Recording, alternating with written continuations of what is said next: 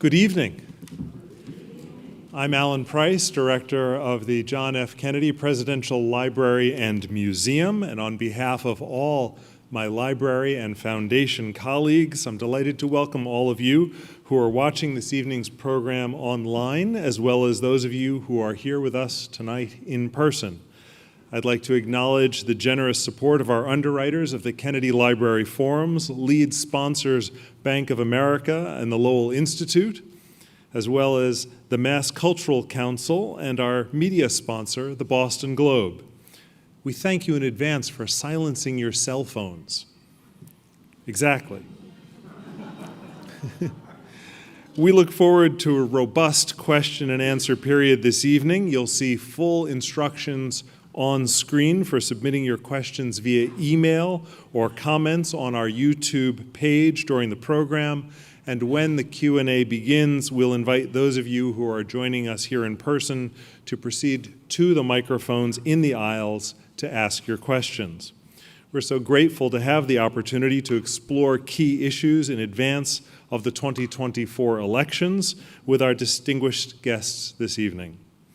I'm now delighted to welcome Robert Costa to the Kennedy Library, the Chief Election and Campaign Correspondent for CBS News. He covers national politics and American democracy and is a regular contributor to the CBS Evening News with Norah O'Donnell, Face the Nation with Margaret Brennan, CBS Mornings and Sunday Morning, as well as to the CBS News streaming programs such as America Decides. Before joining CBS News in 2022, he and Bob Woodward co-wrote the #1 New York Times bestseller, Peril. He has previously served as a national political reporter at The Washington Post, as the moderator and managing editor of Washington Week on PBS, and as a political analyst for the NBC News and MSNBC. And I've just learned that his show has also just won an Emmy, so congratulations.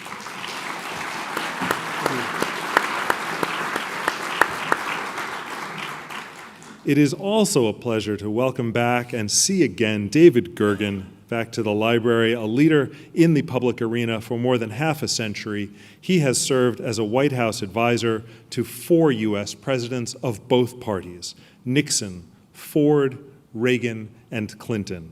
He then served as the editor of U.S. News and World Report, a senior political analyst for CNN. He served for 2 decades as a professor of public service and founding director of the Center for Public Leadership at the Harvard Kennedy School. He is also the author of New York Times bestsellers Eyewitness to Power, The Essence of Leadership, Nixon to Clinton, and Hearts Touched by Fire, How Great Leaders Are Made. Please join me in welcoming our special guests.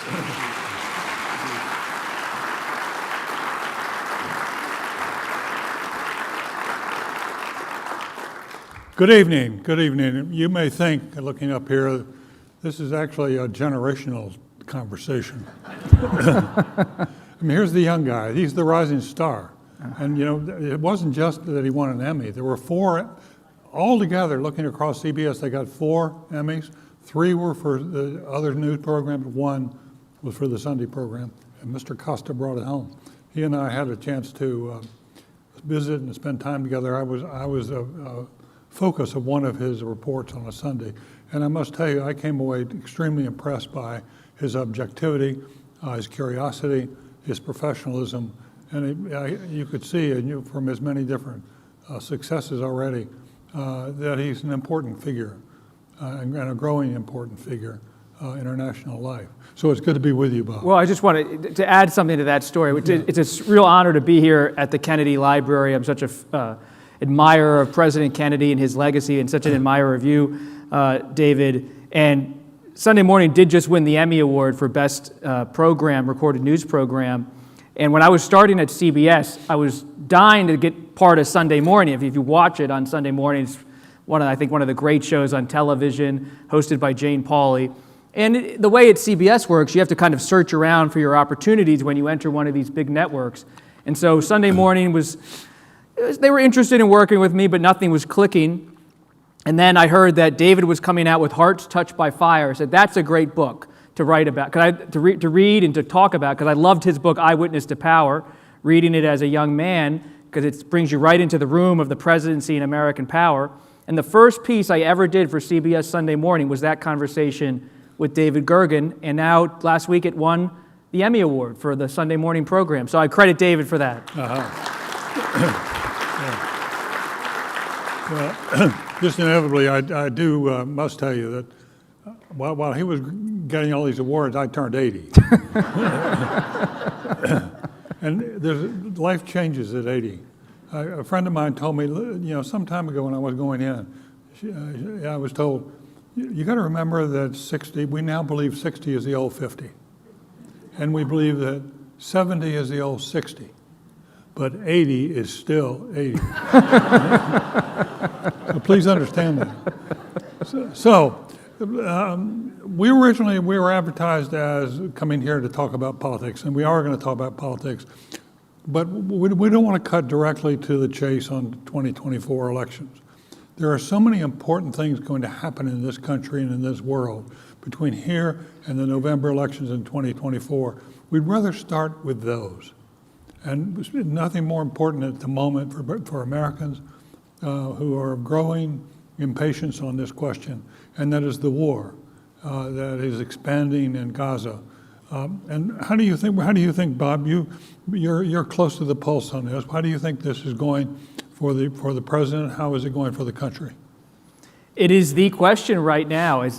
How does this all this turbulence in foreign policy affect the American political scene? And my experience is always as a reporter first, and going anecdotally, not always data-driven, but anecdotally talking to voters about their views on these things and talking to lawmakers in both parties. And the thing I've come away with in the last couple of weeks is that I've been frankly stunned by how the response to the ongoing war in the Middle East, Israel's response to the attack, the horrific attack by Hamas, has not led to a traditional American response in terms of how the politics are playing out. In the Republican Party, you have an entrenched aversion now to America having a heavy hand abroad, whether it's in terms of financing the war in Ukraine or supporting Israel with an extensive financial or military backing. Of course, politically, the United States considers Israel a key ally, and that goes across both parties. But you don't see a jump in either party, and especially among the voters, to have an American involvement to a massive extent.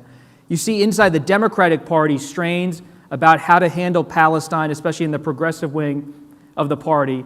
And you couple that together with this rising nationalism on the right, it leads to a sense of unpredictability with where it's all going with America's involvement. But at the top of it all is a president, and President Joe Biden, who has been a former chairman of the Foreign Relations Committee in the Senate, 8 years as vice president. And though his first 2 years were so dominated by spending trillions on infrastructure and the American Rescue Plan, the last year has been really about foreign policy. He reminds me, in a sense, of Nixon and taking his eye toward the world as his presidency evolves. And he's such a traditional person when it comes to foreign policy in America's view, and he continues to articulate this in a dramatic way in so many of his public remarks that have drawn praise even from conservatives like Brit Hume, who have observed Biden's speeches. But he hasn't won over his whole party, I believe, based on my reporting, for a sustained U.S. involvement in the region. That doesn't mean the U.S. is going to distance itself from Israel in any way, but Netanyahu's government is creating strains inside the Democratic Party about how exactly to handle it when it comes to beyond just having broad support for Israel. Mm-hmm. Well, I must say, Bob, I'm among those who think it's very important for the United States now that it's made a commitment internationally, both in Ukraine and increasingly with regard to Israel. It's very important to live up to those challenges. But one of the things we learned earlier on in Vietnam is that you've got to get your sequencing right. It's very important when if you think you're going to go to war somewhere, to first commit the country and then commit the troops. What you don't want to do is get into a situation where you commit the troops before you've got the country on your side. And I have some growing concern that as this war spreads, and the chances of us getting sucked into it are going up, it seems to me, that the country isn't committed. The country's not ready for this. The country's still pretty insular. We've got our hands full in Ukraine. You know, in some parts of the community in the United States, there are certain groups, obviously in the Jewish community, it's a very major, passionate issue, as it should be. But I think from the White House's point of view, it's really important to bring the country along so that if this thing breaks open, you know, we don't suddenly see the president's approval ratings plunging, and in turn, the United States, gets one hand behind its back. That's what we did in Vietnam. So I don't think we're far enough along yet to know how this is going to turn out. I'm just curious about your sense of that. I think that's right, and we're in such a moment of uncertainty. I mean, if we had this conversation 3 or 4 weeks ago here at the Kennedy Library, this would not have even really been on the radar at all of the American political conversation. And so my motto as a reporter is always, I have it written across my desk, whether I was at the Washington Post or at CBS, assume nothing. Assume nothing.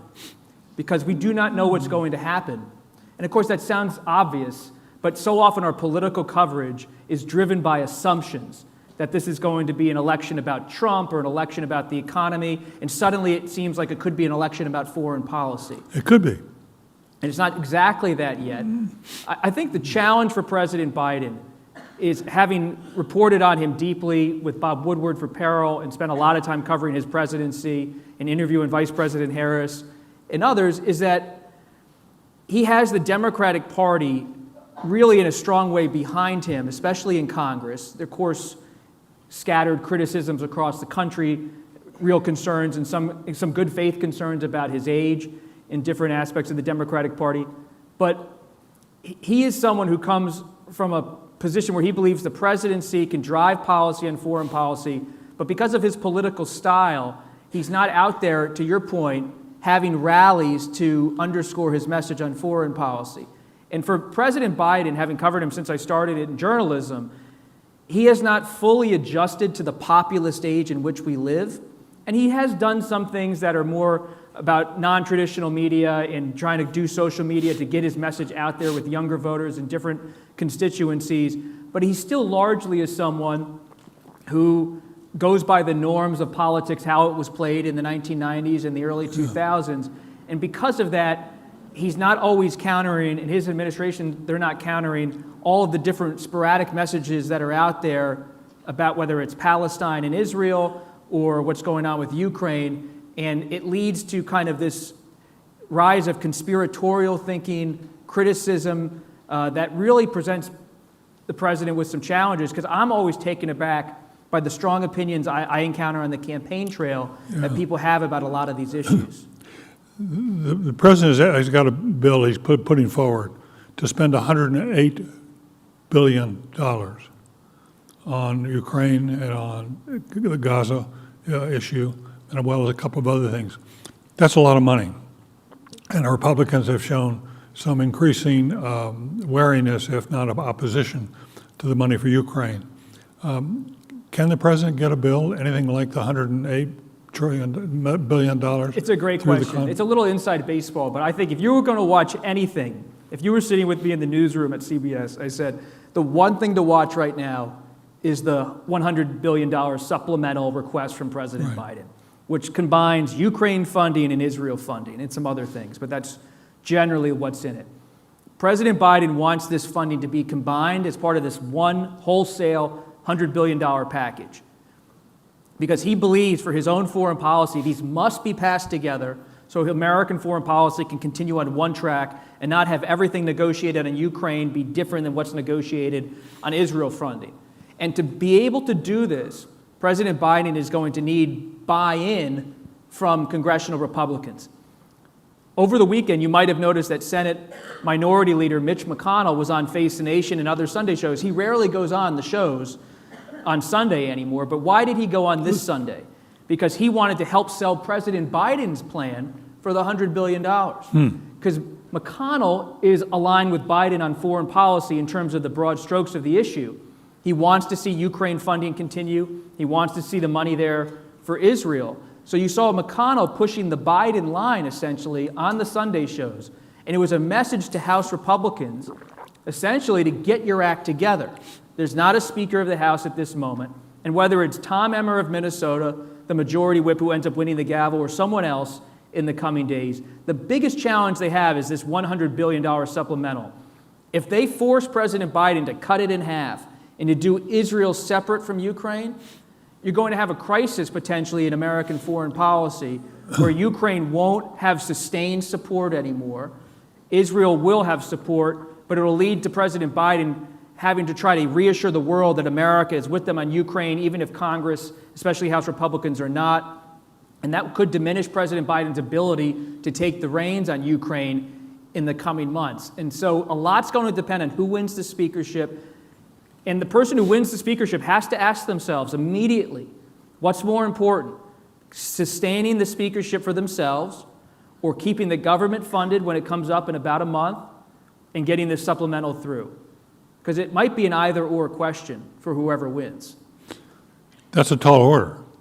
And it's the problem, if you haven't convinced the country that you really need that $100 billion, a lot of people are going to say, yeah, we ought to be on Israel's side, but that's pretty darn expensive. And are we getting sucked into something bigger?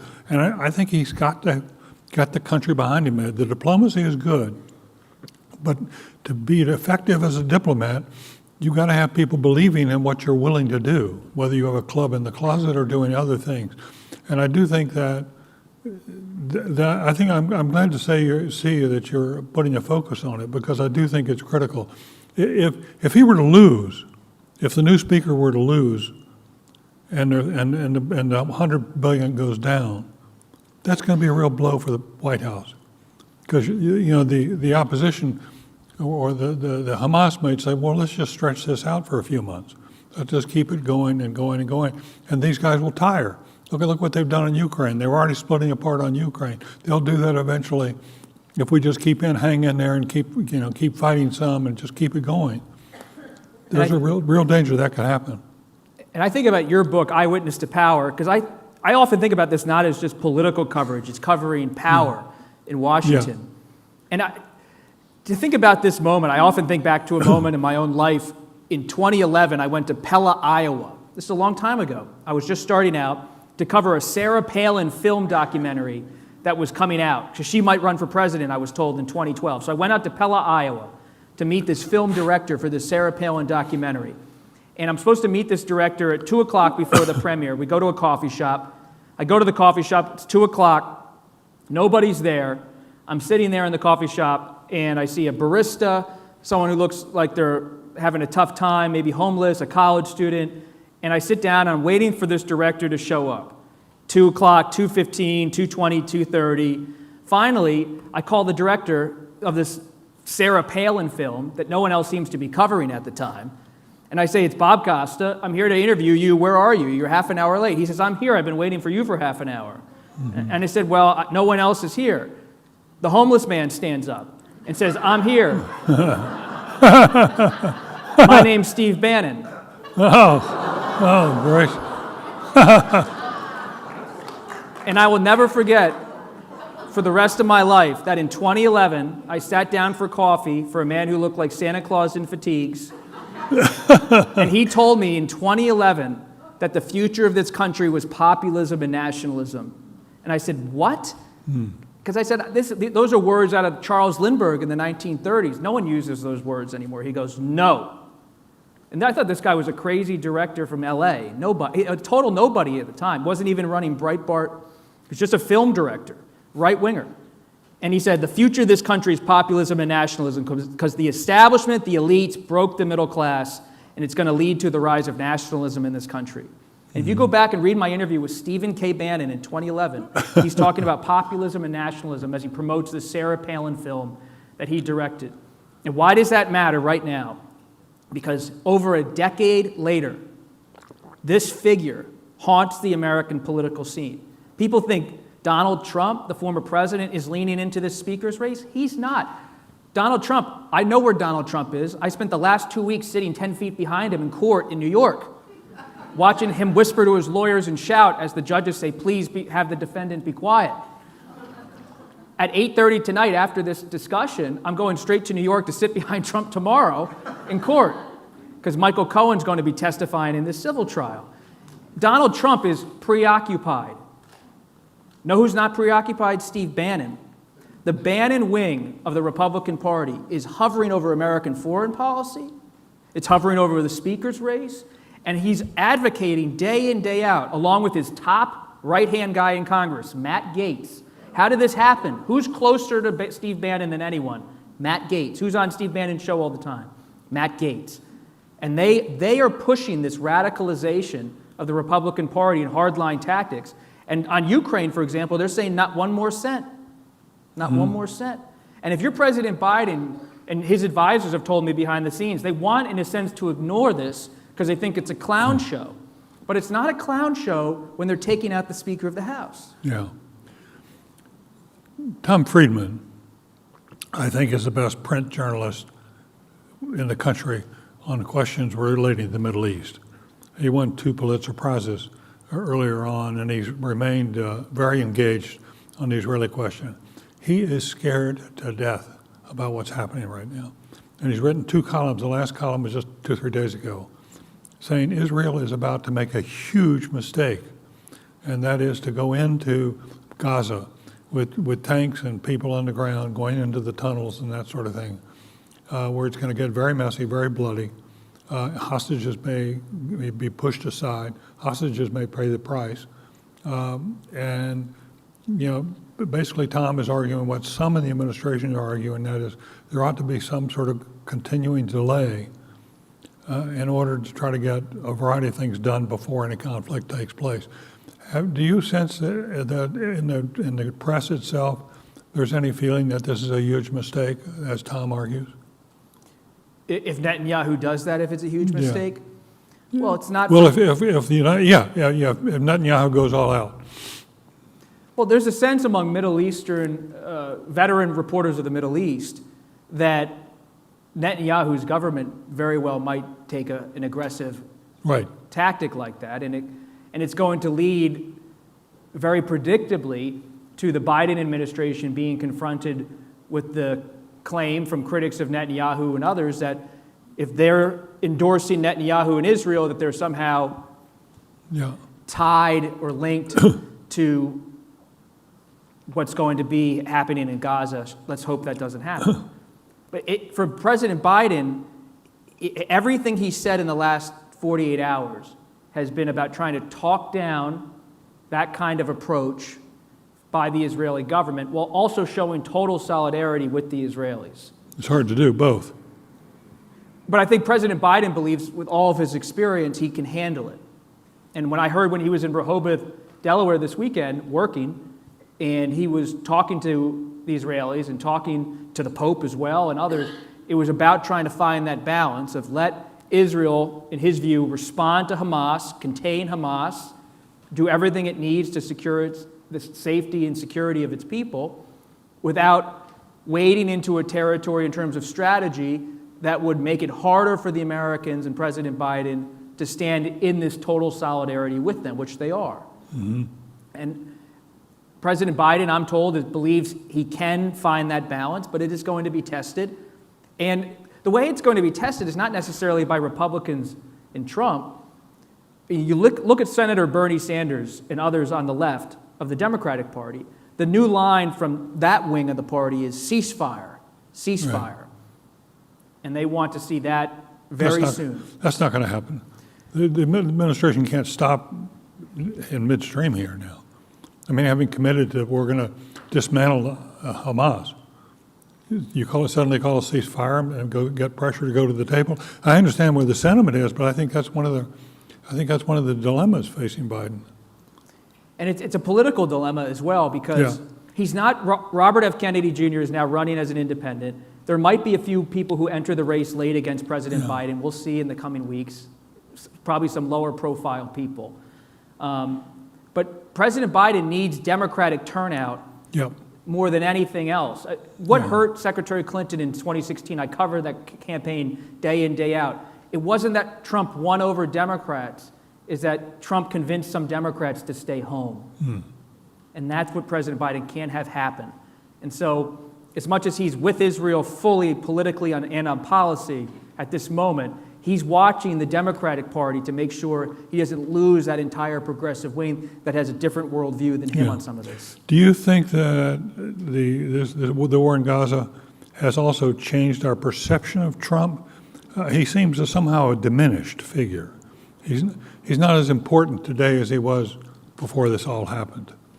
You know, he was dominating the news. That might be the view of history, but Trump's legal challenges are so dominant in the Republican conversation.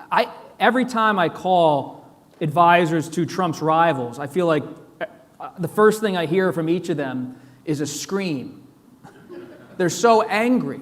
With whom? The press, Trump, the way this is all playing out, because they're starving for attention and money to survive politically. DeSantis, Haley, Tim Scott, all of them, Mike Pence, the former vice president. I've spent a lot of time with all of them on the campaign trail. And they just feel like they're hitting a wall every day. No one cares. And the minute someone cares, something happens on foreign policy or Trump has yet another court appearance. I mean, it's unprecedented. I sat behind Trump the last few weeks for covering his trial for CBS. He has a civil trial in New York, $250 million fine, and the disbandment of the Trump organization. That's all on the line. So because it deals with his own money, Trump cares about that more than anything. So there's a civil trial. You have the criminal trial in New York about his hush money payments to a porn star in 2016. That trial will start early next year. So 2 ongoing things, 1 criminal, 1 civil in New York. You have 2 federal criminal trials looming on the horizon for Trump. 1 with the special counsel and classified records. That's taking place in Florida. There's another federal trial in New York on January 6th. And you add to that the 5th, Georgia, where now Sidney Powell and Kenneth Chesebro have cut plea deals, and they're moving fast in Georgia. And I've been down in Georgia to cover Fonnie Willis, the DA there. They're moving quickly to try to have RICO-style prosecution. Remember, RICO was something we thought was only in The Godfather. Mafia, collective. Still is. Right. But it's moving. Yes, it is moving. Do you think Trump is going to be in jail by the election day? Well, let's just be clear. If he is in jail, he can still run. Yeah. Well, I looked up the history of people who get elected from jail. There are not very, very many. You like your grim history, Gergen. Well, I found, so much of this is rooted in Massachusetts. I'll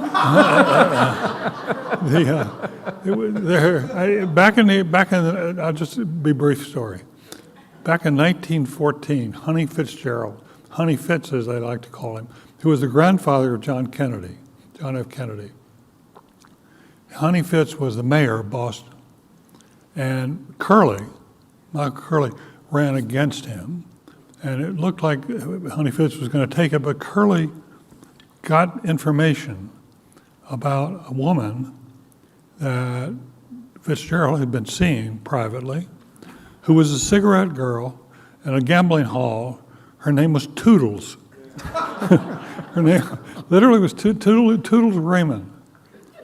And Curley saw a real opening there, and he then decided to put on a public lecture that was going to be entitled "The Great Lovers in History, from Cleopatra to Toodles." Those were our politics in those days. At least they were entertaining as well as being crazy.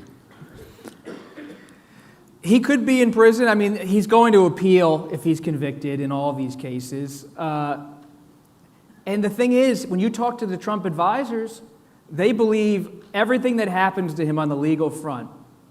In one sense, it's perilous for him, but it also activates the grievances of his supporters.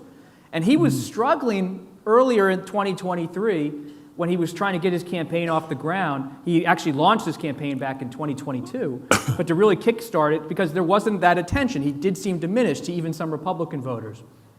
But it was those indictments and that summer spectacle of him arriving at the courthouse in Florida or the courthouse in Washington, D.C., that have made him, again, in a sense, the front runner because of all of it, rather than pushing him away from the nomination. And so many of the challengers, when I'm out there, they just hesitate to take him on. Now, I did sit down with Chris Christie. I went to the Jersey Shore with Chris Christie a few months ago, and he really thought he had a chance to go through Trump.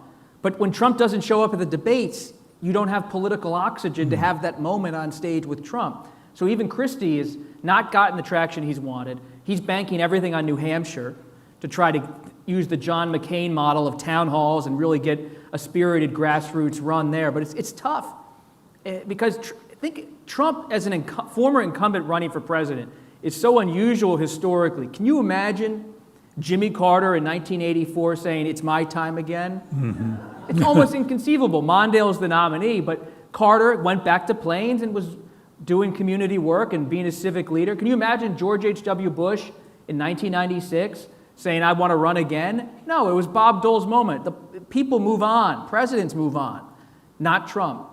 And remember, when I was talking with Woodward doing the book, we reported about Brad Parscale, his former campaign manager, and we learned that Parscale was telling people privately, if Trump runs again, it won't be for anything else but vengeance. He wants vengeance.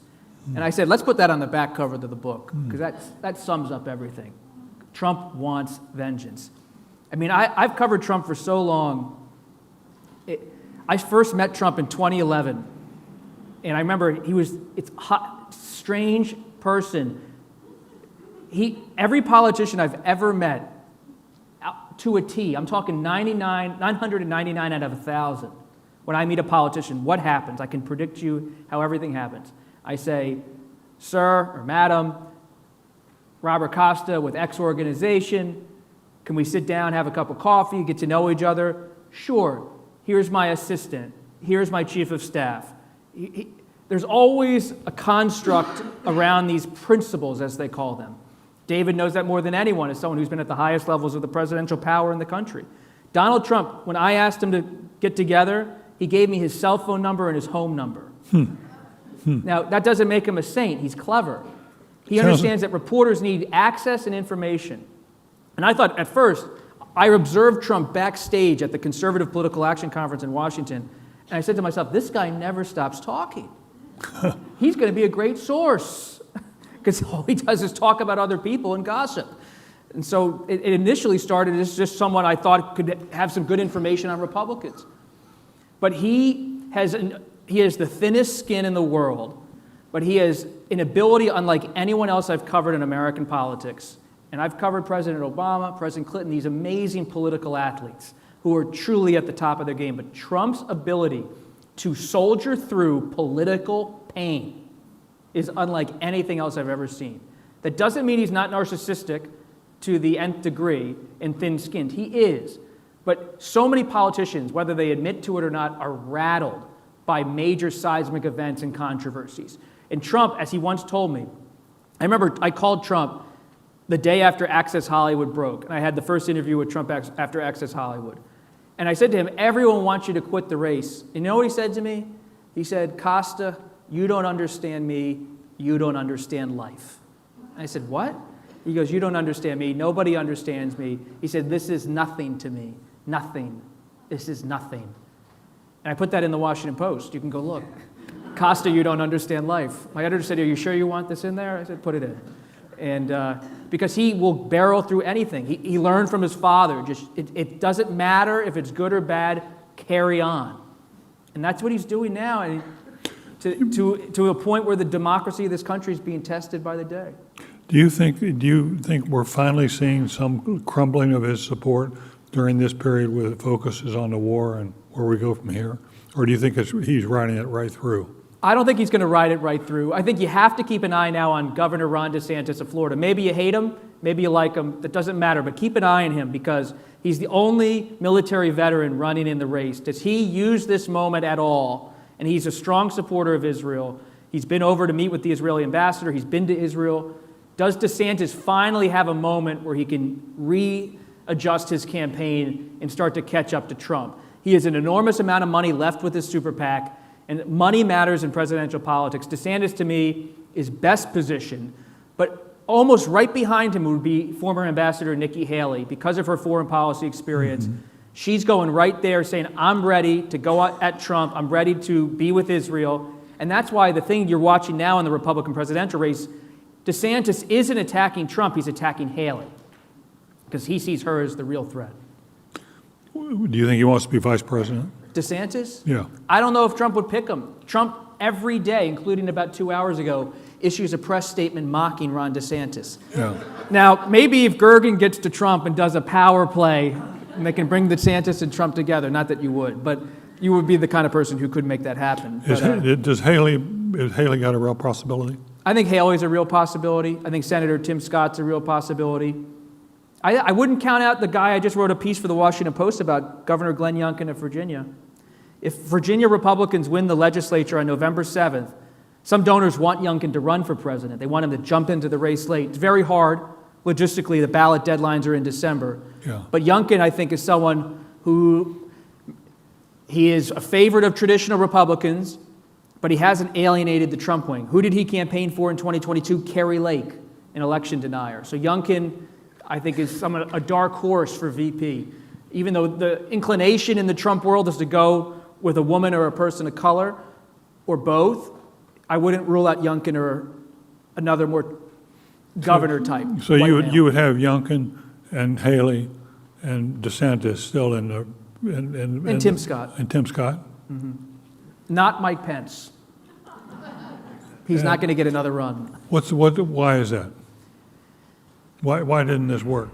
Because I do think it has lessons for some of the people who would like to cross Trump. I just think the worst moment of my career was January 5th, 2021. And I'm outside the Willard Hotel in Washington. It's freezing cold. As you recall, it's still a pandemic at the time. Washington is empty. And I'm supposed to try to get an interview with Rudy Giuliani for our book at the Willard Hotel. Good luck. And Rudy's taking forever. He's delaying by hours. And I'm sitting outside the Willard. They won't let me in because of security reasons. And I start walking around the hotel. It's freezing. And I call Woodward up on the phone. I say, Bob, you wouldn't believe this. There's kind of like militia-type guys walking around the Willard Hotel. And they were wearing Proud Boys and Oath Keepers on their shirts. And I took a lot of notes about it. And they were singing songs and playing music. And eventually Giuliani canceled on me. And around 11 o'clock at night, I left. And I went home. And the Willard wouldn't let me in because I didn't have a room. And I just wish I had booked a room at the Willard. Because I later learned, of course, the Willard was where Rudy Giuliani and Steve Bannon and the rest of the Trump team were stationed on the mezzanine level, plotting January 6th. And the same Proud Boys and Oath Keepers I saw walking military style around the Willard Hotel ended up attacking the Capitol the next day. And I say all that because, and I don't blame myself, but I regret it, I had a lack of political imagination about what was possible in the United States. Even though I saw militaristic people walking around downtown Washington the night before a congressional certification, I couldn't imagine, none of us could really, that there would be an insurrection the next day. So it makes me always wonder, what are we missing now in our own political imaginations about what is possible in this country, whether Donald Trump wins again or not? How do you? The reason I brought that up was Mike Pence, of course, January 5th, I later learned, is in the White House with Trump. And Trump's saying to Mike, you got to do this. You got to flip the election for me. Walk away from the lectern. A friend of Pence said he walked out of the Oval Office on January 5th at night, white as a ghost, like he had seen a friend die at the hospital, the way it was described to me. And he goes home, and he never comes back to the White House the next day. He goes straight to the Capitol. Trump wanted Pence to walk away to have a constitutional crisis. And Pence has never been able to recover. I used to travel so much with Pence when he was vice president. Emotionally, he hasn't recovered? I just think he spent his 4 years being the most loyal person to Trump. And I was with Pence at his announcement in Iowa. I've been around with his campaign. And I think it's still stunning to him to see his whole world collapse politically because he did the right thing by certifying an election. He followed the rule of law. I actually don't think Mike Pence is a saint. He literally just followed the rule of law. As Dan Quayle told him, Mike, there's nothing you can do except certify the election. But I'm not surprised Pence ran. For Pence, he's thought his whole life about running for president. And I think by running, he's at least getting it out there, his own view of the world. I think he would regret it if he had not run. And so he might drop out. He's running out of money. Yeah. We've been talking a lot about the domestic scene. How much is what's happening to the United States over the last 2 or 3 or 4 years with the prospect of Trump being the nominee? How has that affected our international standing? There was shock in 2017, but what's notable to me as a reporter who meets often with diplomats in Washington, and you meet with all these embassies for breakfast and lunch and coffees, they're prepared for Trump to come back. They're not expecting it per se. But what's intriguing to me is that when I sit down for candid conversations with foreign diplomats, they articulate that their countries are facing the same rise of nationalism in many respects that we're facing in the United States. So Trump, as a figure, can really vex them in terms of planning for policy, for thinking about the NATO alliance, for thinking about support for Ukraine. But now, 6 years after Trump became president, and the world has let it sink in, there's an acceptance now that what Trump represents is not just an American issue, it's a global issue, and all of them are dealing with it, whether it's our allies in the United Kingdom, or in France, or across Europe, the rise of nationalism in India, across Asia.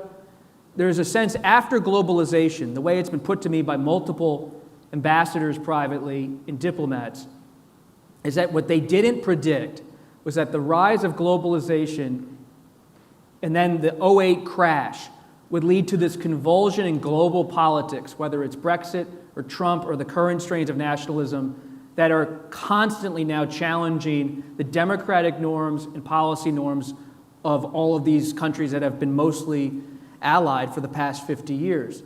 And so they're ready for Trump and almost expect Trump, or if not Trump, someone like Trump, to be the leader of this country. And I think that, to my point about political imagination, that's really what's changed, is that, growing up, I would come to libraries like this, and you thought about the American presidency in a certain way, whether it was a Republican or Democrat.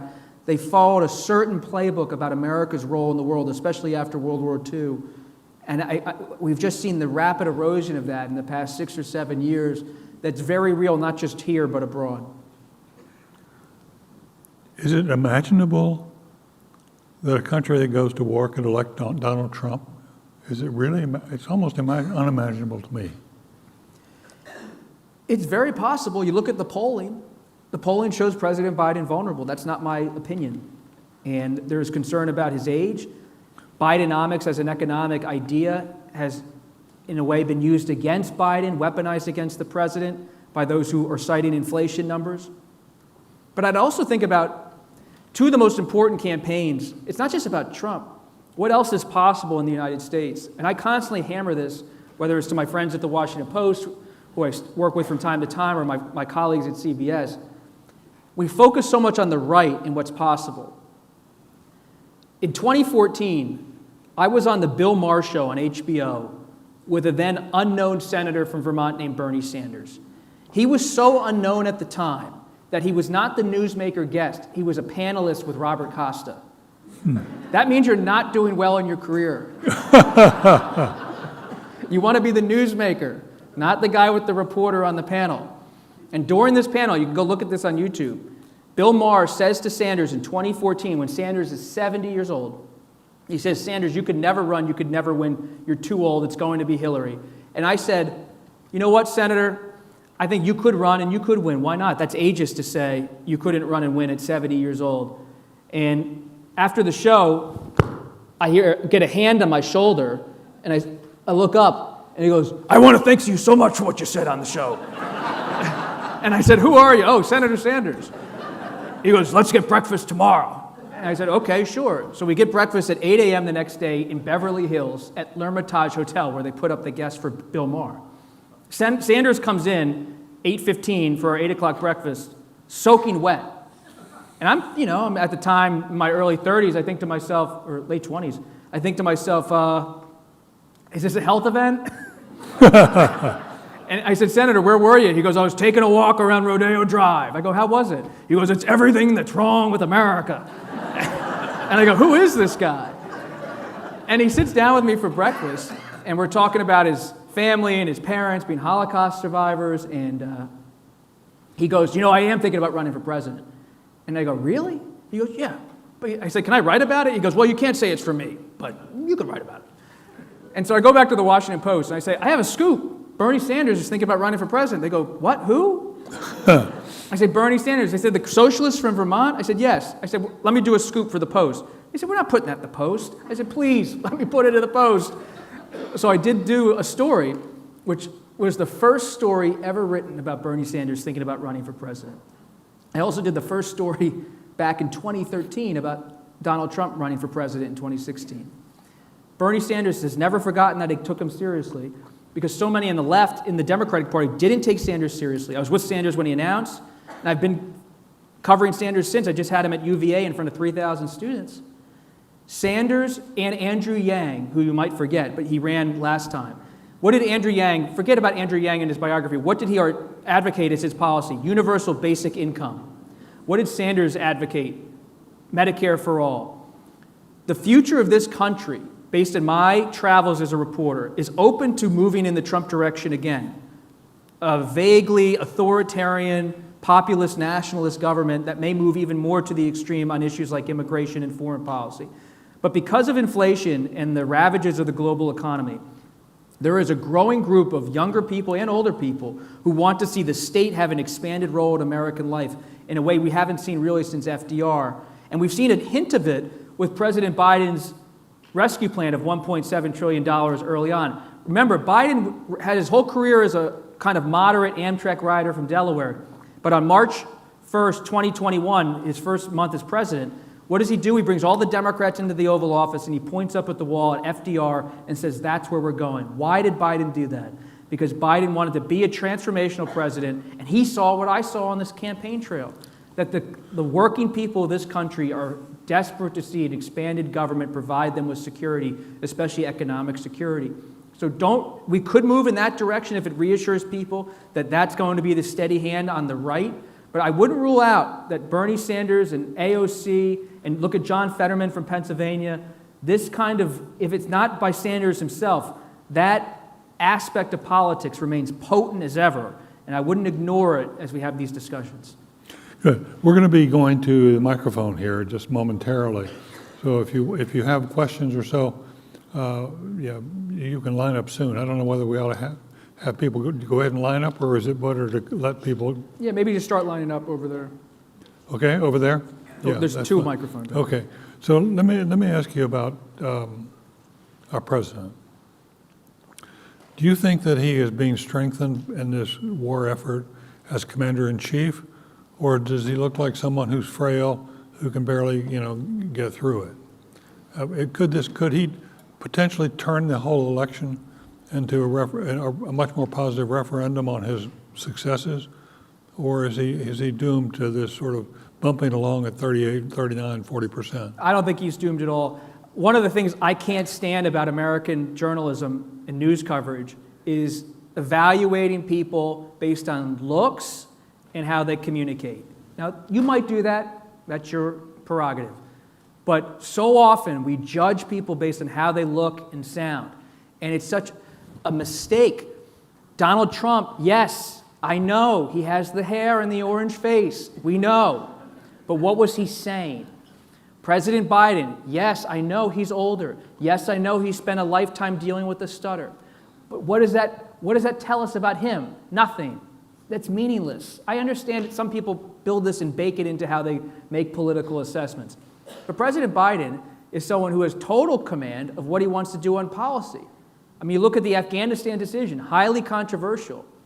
He wanted them out. He got the United States out, and it had a cost, politically and in terms of what happened on the ground. He wants America to be right there with Ukraine. It has a real cost. It's billions and billions of dollars. And it's a real risk if it falls the other way. And with Israel, he knows more than anyone, as someone who's been in the foreign policy trenches since 1973, when he starts at the U.S. Senate, what it means to be with Israel at this moment. Listen to what Biden says. You might not like him, you might love him. But he was with Golda Meir 50 years ago talking through how to handle Gaza. and how to handle these challenging issues. So I think he actually has total command and a tight relationship with his Secretary of State, Tony Blinken, and Jake Sullivan, the National Security Advisor, on foreign policy. And he reminds me of Richard Nixon in this sense, not in terms of Watergate, but I mean in terms of Nixon working with Kissinger to really build a foreign policy that was built around how Nixon saw the world and what he wanted to do for history and for American foreign policy. But Biden has real challenges, even as he has command on foreign policy. He is being investigated for a possible impeachment in the House. He might believe it's a distraction, but it is just that, a distraction. And the concerns about his age are real. They're meaningless until they're not. If there's a health event, a health episode, I was with Senator Sanders when he had a heart attack. And again, assume nothing. I wish President Biden and everyone else I cover the best possible health. So at this point, I think criticism of President Biden on his age and all of that is fine. People can do whatever they want in this country. But what I've observed is a president who's fully plugged in. Though he stylistically might not be John F. Kennedy in his early 40s, that doesn't necessarily, to me as a reporter, translate to how I'm covering him and what I'm seeing in terms of how people talk about how he is behind the scenes. That's interesting, very interesting, because what I find troubling around is that people don't have enough respect for Biden's domestic policies and what he's accomplished.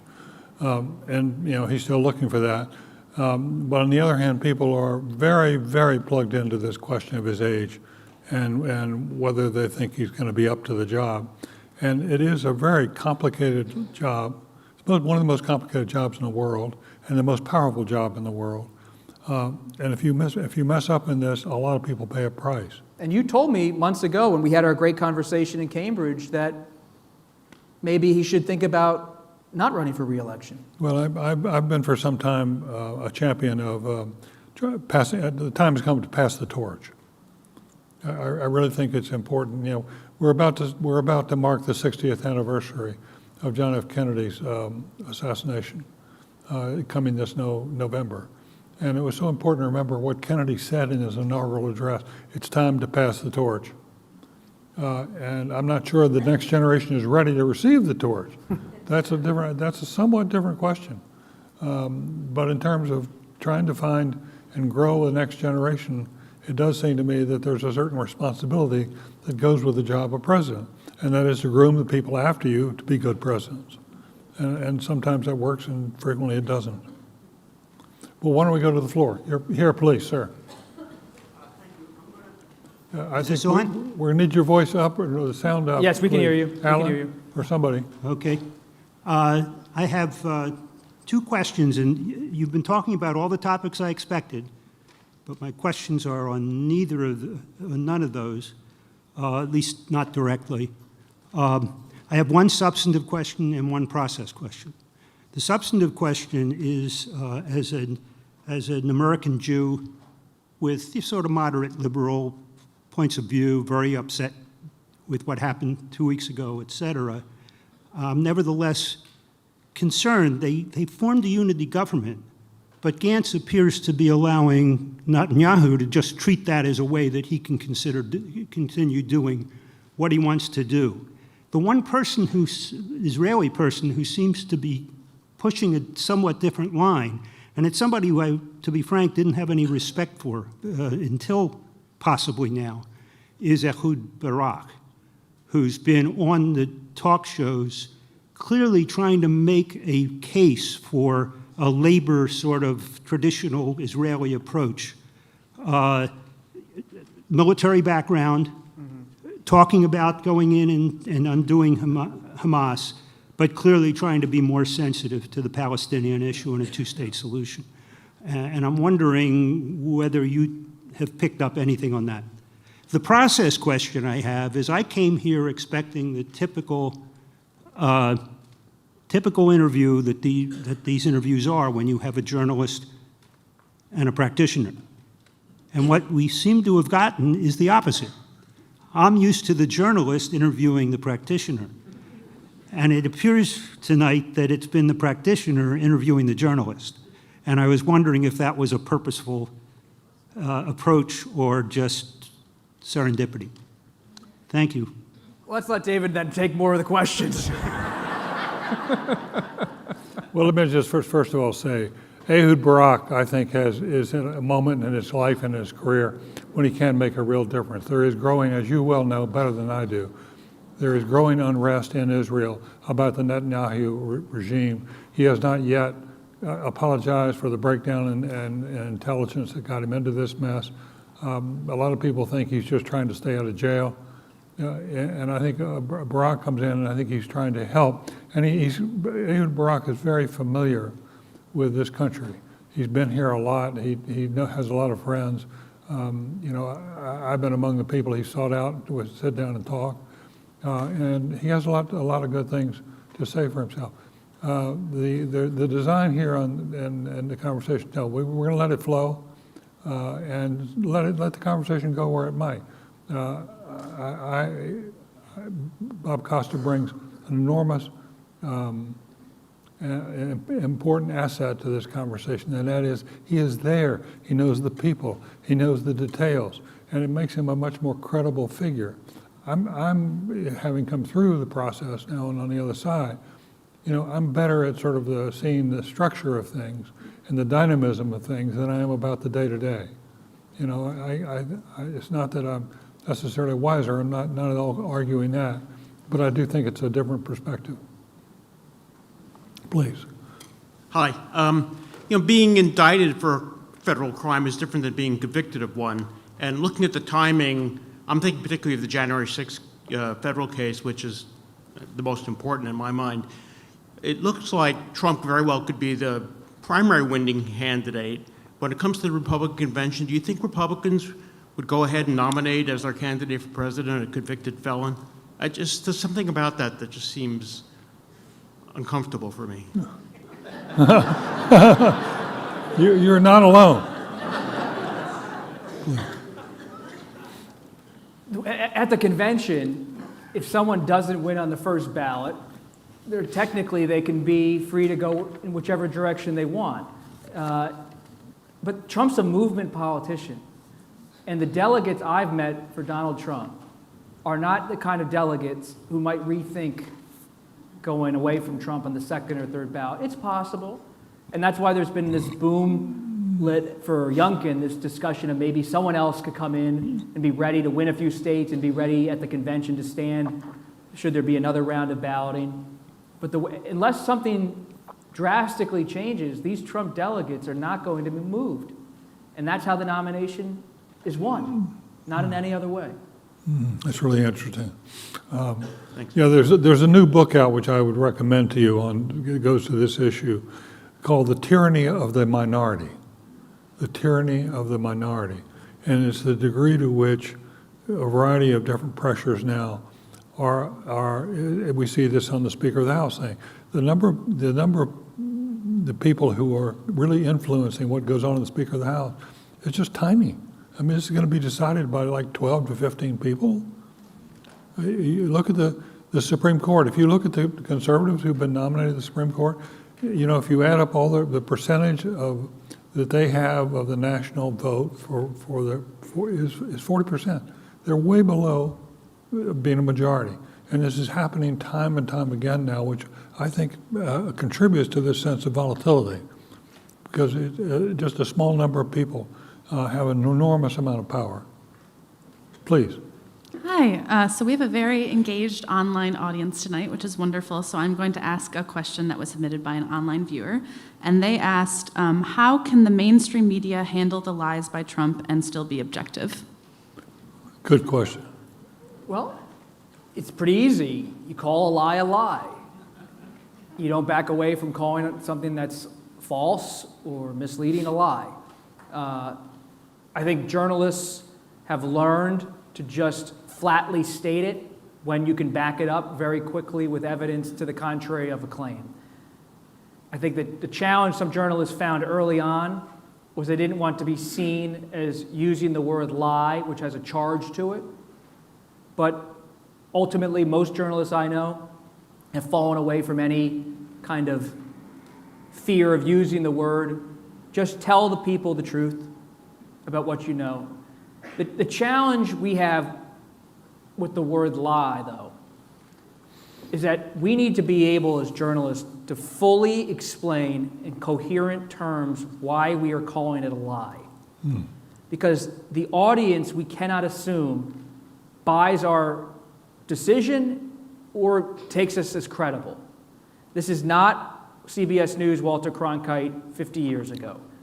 And there were a few papers people read, and there was your local paper. Now there are thousands of outlets out there who are providing people with new information, sometimes right, sometimes wrong, sometimes conspiratorial. And the worst thing I think mainstream, traditional journalists, whatever you want to call it, can do is just say something and just let it float out there. We need to be consistent in explaining and engaging with the audience about why we're taking this perspective on an issue. Or else people are going to say we're just trying to talk down to them from the ivory tower or whatever you want to call it, and they'll go to alternative media and trust them as more accessible and engaging. And that'll be a tragedy for American democracy if traditional media evaporates because it just sits there and makes claims in response rather than explaining the claim. Do you think that the media is having trouble reporting on this war? Because I think it's doing a fabulous job. People in the media are doing a fabulous job interviewing the Clarissa Awards and people like that on the front lines. But we have so little coverage of what's going on the Palestinian side. You know, and that's partly to a very large extent, because you can't get on the Strip, you can't get on the Gaza Strip, you can't interview people, you can't talk to them about their families. So what you get are the Israelis who are getting, mauled and massacred in many cases, and they're right to stand up. But at the same time, do we understand well enough what we should understand about the Palestinians? The answer, I believe, to all of this is more reporting and to be careful with the reporting. Yeah. If a Hamas spokesman makes a claim about a hospital being destroyed and blaming Israel, the responsibility of the journalists is to follow up with that claim with their own reporting to verify it, and not to repeat claims, whether it's by the Palestinian Authority or whether it's by the Israelis or whether it's by the American government. It's the journalist's responsibility to verify, not to repeat.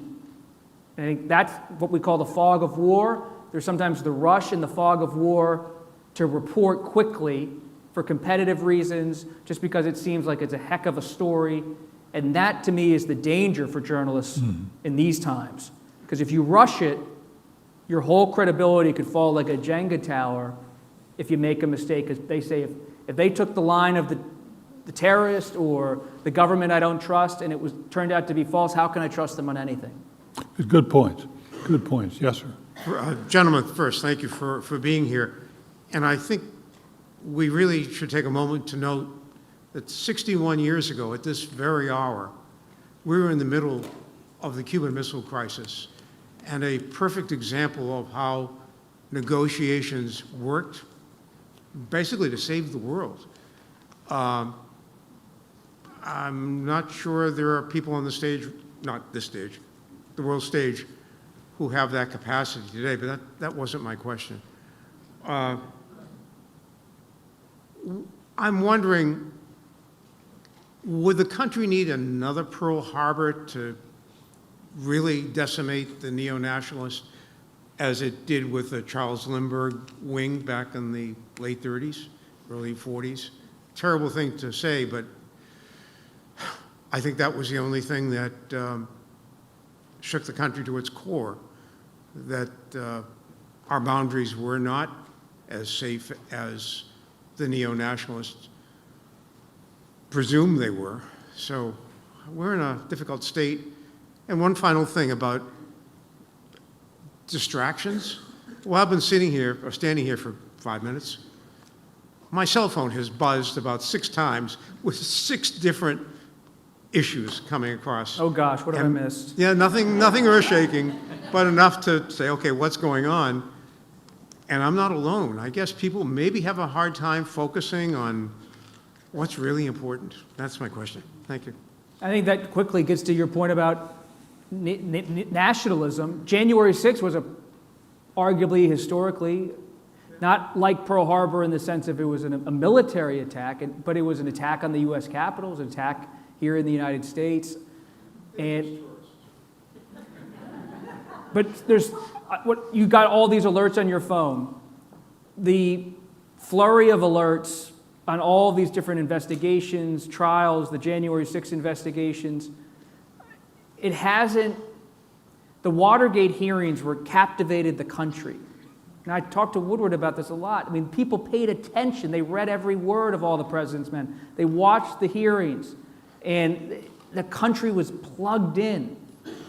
And now on January 6th, or on nationalism, to your point, you made the joke, they were just tourists. People tune out kind of the alerts and the trials, and they tuned out the January 6th committee. And the January 6th committee, when's the last time anyone in your social circle brought up the January 6th committee? And they did a lot of work. And I was very pleased when they cited our book. But it was important work that was done, but the impact of so much of this seems to be fleeting. And I can't explain that fully as a reporter. I understand that. Listen, I certainly hope it doesn't take another Pearl Harbor to unite us. I think that's, but it is true that when American presidents generally have been attacked or they're trying to carry out something which is dangerous, there is a rally around the flag kind of quality often in that, and I think that's diminished some over time. But I think that to really put this country back together, we're going to need something much stronger and more durable and more enduring than having one major incident that sort of flashes on. You know, we had that moment in 9/11 when George W. was at the scene, and you can't hear me, but I can hear you. And momentarily the country came together, but it went away. One of the reasons why I and a number of other people are pushing now, trying to champion national service, the whole idea that we ought to encourage everyone between the ages of 18 and 24 to volunteer for at least a year of service to the country. I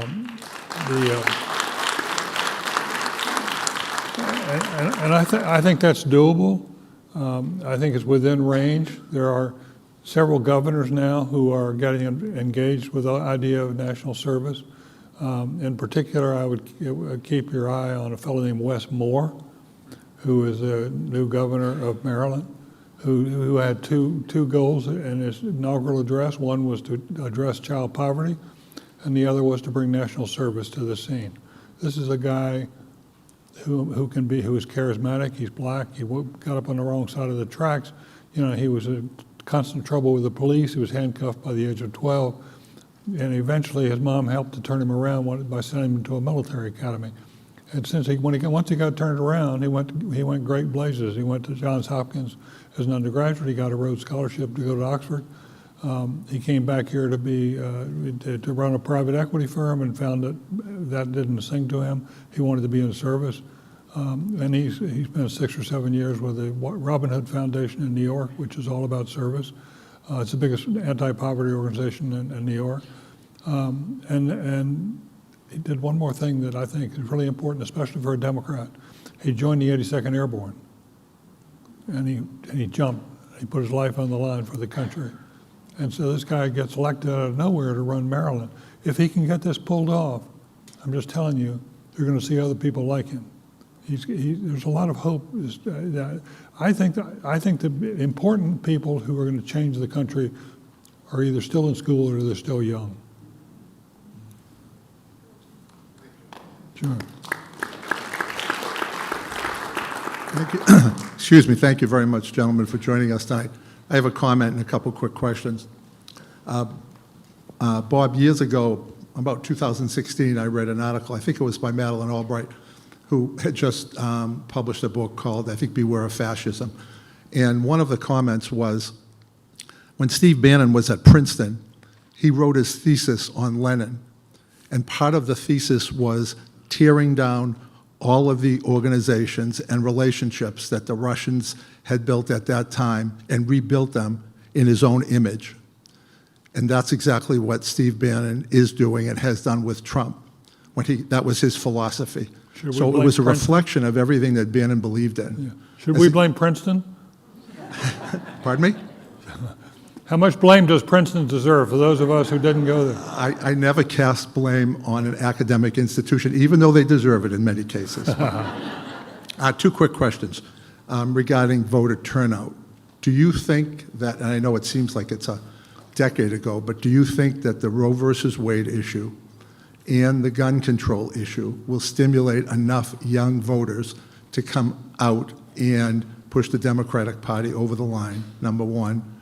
And number two is, how do you think the impact in the dysfunction right now in the House of Representatives electing a speaker, how will that impact the 2024 election, presidential as well as the House and Senate?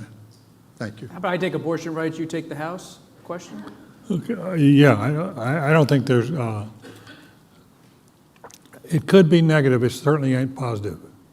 The Republicans look very foolish, short-sighted, and unattractive right now. This is sort of the dark side of the Republican Party, and I think they've got to find 2 or 3 people who can really stir the country. If they could get a young Mitt Romney, for example, I think that would be helpful. At least have 1 or 2 people come into the Senate would make a difference. I'm very much for. Just as what we've seen in the military is that the torch does pass down, and often if there's a grandfather figure, like John McCain, his grandfather was a 4-star in the Navy. His father, was a decorated 4-star in the Navy. He himself, John McCain went in the Navy. He was a roustabout, but he was still a very good naval person, a man of enormous integrity. And we're seeing signs of that on the service side. Mitt Romney had a father, George Romney, who was really actually quite influential along the way. The Panetta family, Leon Panetta had a father who was in service, and he's now got a son in Capitol Hill, who is working very hard on trying to put together the center, re-put together the center of American politics. And they've got a daughter who's just getting ready to go into service as well. So I'm seeing a lot of that come forward that gives me more hope. You should read Hearts Touched by Fire. No, seriously, it's a great book. And it's about, if you want to be inspired and not feel bleak, read David's book, because he focuses on it's admirable for someone who's so seasoned to focus on younger leaders and to try to say there is hope in the younger generation. Quickly on abortion rights, Democrats used that issue in 2022 to make gains in places they never really would have thought they would have done well. And there's a sense that Republicans are overplaying their hand in many states across the country with abortion-related legislation to restrict abortion rights. But a bellwether for whether abortion rights is going to be as powerful for the Democrats in 24 as it was in 2022 will come on November 7th in Virginia. Virginia is a state won by President Biden. Governor Youngkin is now trying to get control with the Republicans of the state assembly and the state senate. Youngkin's leading issue in Virginia, not in the background. He's leading with abortion rights restrictions. He wants restrictions on abortion. He wants more restrictions on abortion rights. Yeah. I believe it's a 15-week ban he wants in Virginia. If Republicans succeed in Virginia with abortion being their top issue, that does not bode well necessarily for Democrats, because Virginia is sometimes an indicator. But if Democrats beat Youngkin and embarrass him on November 7th, we might see a repeat of 2022. That's one way of looking at it. Which way do you think is more likely to go? I think it's going to be 50-50 split. I think that's where it is. I think Youngkin's running a solid campaign with the Republicans there, but it's still Virginia. Would that be a good sign, 50-50? Would that be a good sign? For Democrats, I think, to not be swept in Virginia, if they can hold on to at least 1 or 2 of the chambers, that's a win. Okay, super. Please. Please, sir, I'm sorry. Okay. I have a question, and I'm going to use a shocking word. I hope you forgive me. The 2024 election would be a choice between democracy or fascism. And I notice you people never say the word fascism, but the Republican Party has been taken over by Donald Trump's fascist party, and there is no Republican Party. But the media keeps calling them Republican. That's kind of frustrating. That's my question, basically. Election denial is, in the history of fascism globally, often a first red flag, the red flag, if you're moving in that direction. So what has happened in this country is alarming. Trump's handling of the 2020 election, I covered it up close, was historically surreal, and it definitely moved the country towards having a constitutional crisis. Now, fascism, if you want to talk about Benito Mussolini as a fascist, involves, in many respects, control of the state. Trump, I would argue, you might believe he is fascist in spirit or in intent, but on a political science level, I'd be interested, we can have this discussion. I'll hang around for a while after. We can have some more in-depth discussions. But he's not trying to advocate to take over state companies by the state. He's not trying to have an expansion of the state in that traditional fascist way. So I appreciate the comment. I think we need to be unafraid of considering language, but I also don't think we should rush to language unless we're prepared to fully explain why we're taking that word and why we're using that word, especially if it does not immediately align with how it's historically been used for fascist leaders. Yeah, and I think one needs to be careful about using the word fascist, but clearly he's an authoritarian. I just don't think one can look this in the eye and say he's anything but that. You know, and he's a great danger to the democracy. In my lifetime, I've never seen anything like this. If you criticize Trump, you put your life in danger. Mitt Romney spends $2 million a year to protect his family. And they're banning books. And the banning of books across the country is abhorrent. I mean, I believe as a journalist more than anything in free speech. I have worked with the Penn Foundation to make sure books aren't banned in this country. I don't believe that's a partisan position. It's a nonpartisan view to believe in free speech. So I share your concerns. I'm not immediately ready in my news reporting to use that word, but I appreciate having the conversation. Okay, thank you. Good. Please. Thank you both. It's been an exhilarating conversation. I have a question about, I agree with both of you that ageism, it's wrong to use ageism to analyze President Biden's presidency. It's been a 3-year breath of fresh air, really. He's normalized politics. He has a lot of domestic accomplishments. He's presidential. However, on the policy issues and trends and initiatives in politics more generally, and you spoke about them, Mr. Costa, the nationalism on the right, the populism, and on the left you've got the progressivism, the racial justice movements. Why haven't we, and can both of you talk about contenders to the Biden presidency in Kamala Harris? Why isn't she being talked about as being a possible contender? And what about Governor Gavin Newsom as possible contenders? Why aren't we talking about that? And could you please, both of you, give me your views? Thank you. Well, President Biden is expected to be the Democratic nominee.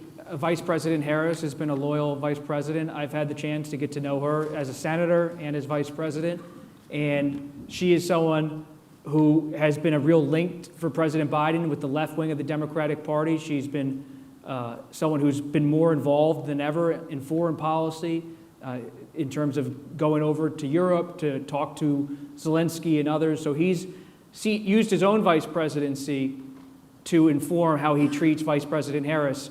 Most people who work for President Biden say it's notable that he never says Vice President Harris is my vice president. He always says she is the vice president to show respect for her. And he always had lunches with President Obama. He's retained the tradition of having lunches with her every week if they're not on the road. But she's not going to challenge her own boss for the nomination. And Gavin Newsom has been as fervent for President Biden as anyone in the Democratic Party. But they also are ready, should circumstances change, and they could, you never know. I do expect some lesser-known names to get in the race. Mark my words. Just pay attention to what happens. Yeah. And the question will be, do they soften the ground? Do they soften the ground for others to think about it? Yeah. Democrats. Yeah. Let me just say about, for reasons that are, I think, are really hard to pin down, Kamala Harris hasn't taken off, hasn't clicked as a political leader. Some people think, well, she was handed But the she's vice toughest president. jobs. What is she supposed to do? To click? Well, you wouldn't put Dan Quayle on the ticket to run the country. But he was on the ticket. I just think the vice presidency, you're the expert on the presidency. The vice presidency, historically, you're almost in an impossible position. It's not a defense of Vice President Harris, but it's a defense of the vice president. What are you supposed to do to really be an impressive vice president? You're supposed to be, if the stars change, and if Joe Biden, for whatever reason, steps aside, and just then she's going to become president. And she's being subjected to the test of what kind of president would she be, not what kind of vice president she would be. Because if she's elected, the chances are much, much higher that if something happens, she's going to become president. And so forth. I think it's fair to put that, to see her through that lens and make some judgments about her. I don't know why. I thought she was, in California, she's quite popular. And I thought she would have a successful time as a vice president. So I've been surprised. The New York Times magazines, the Sunday magazine, just has a big package on her. I haven't had a chance to read that yet because it's surprising to me. But there are a number of people on the Democratic side who are the strategists, so-called strategists, who believed that with regard to Kamala Harris, Biden is damned if he does and damned if he doesn't. If he goes with her, there are a number of people think they can't. It's going to be harder to win. On the other hand, if he were to ask her to step aside, you're going to have the black community is going to go up in arms. They feel like that'll be racist. She's done what she could do, given the difficulty, the problems like the border. Nobody's been that successful in trying to tackle the border. That was one of her chief assignments. So it's a hard thing, but it's and I think that some of her friends would say it's been terribly unfair to her. There are others who say the other way around, saying there are Democrats who feel the whole ticket will go down if it's a very close race, and she's on the ticket. So I think it's a hard, legitimate problem. The last time this happened, a flip, I believe, was 1976, when President Ford said to Nelson Rockefeller, Yep. "You're out, I'm bringing in Bob Dole." And as I believe, based on several Ford books I've read, that Ford always said he regretted that decision because it showed that he was disloyal, he was not willing to stick with Rockefeller, and that he wanted to go with Dole because Dole in 76 was seen as the arch conservative versus Nelson Rockefeller, the Rockefeller Republican, but it didn't win Ford the White House, and it seems slapdash. Yeah, I agree. All right. Thank you Okay, for the, we have three people standing up. The time is nearing when we promised you this would end. So let's be brief and we'll limit this to the last three people who are stepping forward. Yeah, very quick. Yeah. All right, Okay, thank but you quick. for the talk. I just want to build up on your comments on how you think DeSantis is number 2 right now Right. and could possibly maybe overtake Trump. I just want to hear your thoughts about building on that. I'll hang around after. DeSantis has a ton of money. Because of that, he has a chance to make his message heard in a real way that the others don't. Because if you can't get on TV in Iowa and in South Carolina and New Hampshire, it's going to be hard to break through. So that's why, money. Hi, I just have a couple more online questions I wanted to get in, and they both have to do with the 2024 election. And so the first one is, with Trump and the Republican Party, do you think we're in for another iteration of the 1960 election, where the identity and popularity of a single candidate mattered more to a party's politics than its ideology? And then the second one I thought was kind of interesting. They asked, what role do you predict AI will play, if any, in the 2024 election? Well, AI is already playing a role. It's being used in advertising, and it's going to be prevalent, and it's going to be a real challenge for the legal system as they kind of adjudicate this in the coming years about what's legal in terms of presenting false information if it's AI created. I think the two people who ran in 1960 would be shocked to be compared to Donald Trump.